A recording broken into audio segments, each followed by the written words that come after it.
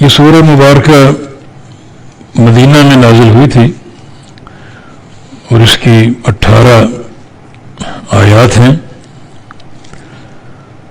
اور اس کا نام حجرات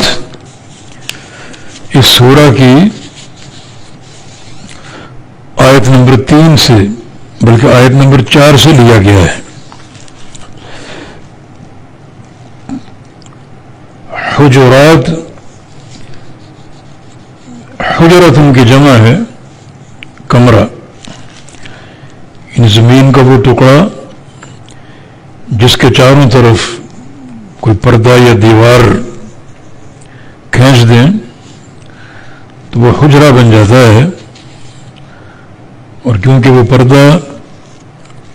ایک رکاوٹ بنتا ہے داخل ہونے سے، تو اس لیے حجرہ کو حجرہ کہا جاتا ہے۔ یہ حجرت ان کی جمع، اور بعض علماء لغت کے نزدیک حجرت ان کی جمع حجرن ہے، اور حجرن کی جمع حجرات۔ اس آیت مبارکہ میں جن کمروں کا ذکر ہے وہ رسول اللہ صلی اللہ علیہ وسلم کے کمرے تھے، جو ہم انشاءاللہ آیت نمبر 4 کی تفسیر میں پڑھیں گے بتوفیق اللہ تعالی۔ یہ سورہ حجرات جو ہے اس کو بعض علماء سورۃ الآداب بھی کہتے ہیں، کہ اس سورت میں آداب، اسلامی آداب بیان ہوئے ہیں، مکارم اخلاق کا ذکر ہوا ہے، اور نبی علیہ السلام کی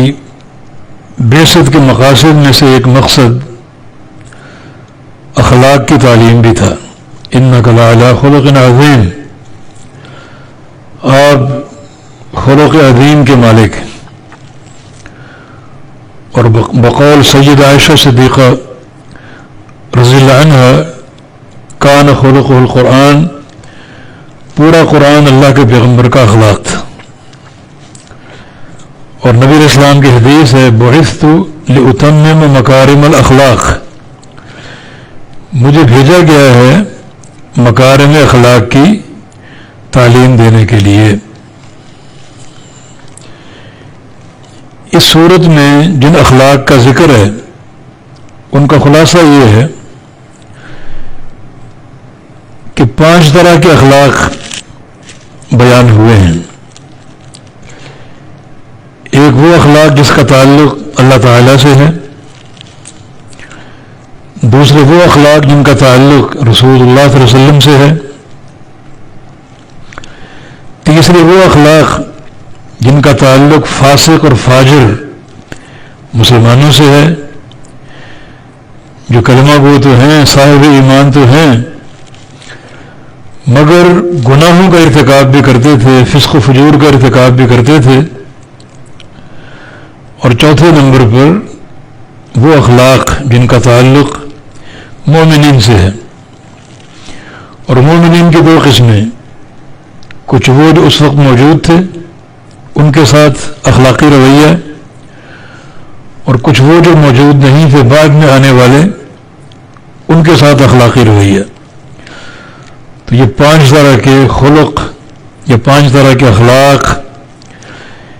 یہ سورہ مبارکہ کا خلاصہ ہے۔